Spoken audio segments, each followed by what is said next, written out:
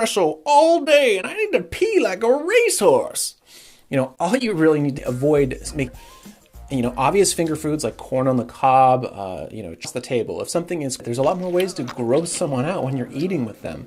When you're, slurping and chomping and burping and splattering your shirt. You should keep it in your lap, but your napkin is your friend. So, or leaning way back in your chair, down at the table.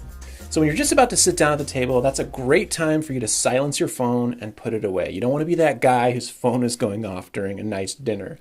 The other thing you want to do is make sure and wait for everyone to gather around the table and about to be seated before you sit down yourself. And you may want to take a cue from the host or hostess. The first thing you do when you sit down is generally put your napkin on your lap. And in really formal settings, you would actually wait for an indication from the host or hostess to do this. But in most settings, you're probably safest just to put your napkin on your lap when you first sit down so you don't forget. Of course, it should never go in. Feel free to use it throughout the meal to blot your mouth and keep it clean. Body language. When you're sitting down, your posture should be upright. You should try to avoid, slouching chicken wings or ribs or pizza or tacos. You can eat with your fingers, but you have to use your judgment. If it does look like it's going to be really messy, maybe try to use a fork if you can. Chewing and talking. You probably already know that you're not supposed to talk with your mouth full of food. And of course, you want to keeping your elbows off the table. So this is kind of a misunderstood rule. Of course, it isn't acceptable to put your elbows on the table while you're eating. And in general, you want to kind of keep your free hand on your lap while you're eating. But it is actually acceptable to put your elbows on the table in between courses when you're not eating, and particularly after the meal. If you're just enjoying conversation with the other diners, you can put your elbows on the table, lean in, and it's totally fine. The place setting. Oh, the place setting. Nothing gives people greater anxiety than the place setting. You sit down and there's all these glasses and plates and implements. You don't know what's going on. It's totally overwhelming. Now, the first thing you want to figure out is where's my bread plate and where's my water glass? Because you don't want to be like sipping off someone else's glass or stealing someone else's bread. So I like to use this trick that my friend Dave showed me that's really handy. Just remember B and D.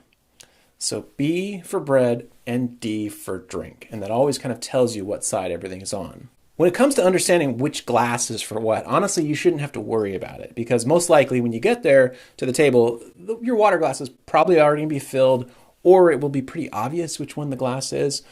And if you do have multiple wine glasses, generally that means you're probably going to be in a place that has servers or sommelier, and then the server or sommelier is going to be the one who's going to fill up your glass anyway, so you don't need to really think about it. When it comes to silverware, there's something you got to understand. First of all, if the person who laid it out actually knows what they're doing, then each utensil should relate to the order that the dishes are being presented in. Anything that's served on a flat plate should be eaten with the fork, and anything that's served in a bowl should be eaten with the spoon. The only thing you really need to remember is that you start with the utensils closest to you and work from your outside in.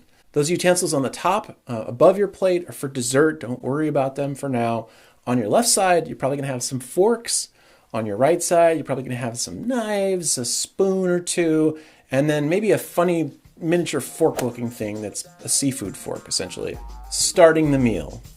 So as much as you might want to just tear into your food because you're hungry when it first arrives in front of you, you've got to wait until everyone else is served. And in really formal dinners, you would actually wait to get a cue from the host or hostess, but usually you're safe if everyone is served. In the Western world, there are sort of two acceptable ways to hold your fork and knife. There's the American style and the continental style. With the American style, you hold your fork in your dominant hand, kind of like a pencil, and then when it comes time to cut something, you switch hands, and that's why this is sometimes called the zigzag style also.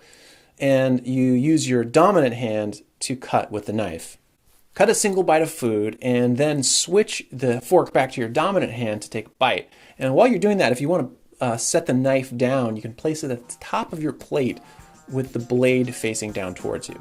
With the continental style, you keep your fork in your non-dominant hand and then you still cut with your dominant hand, but you don't switch them.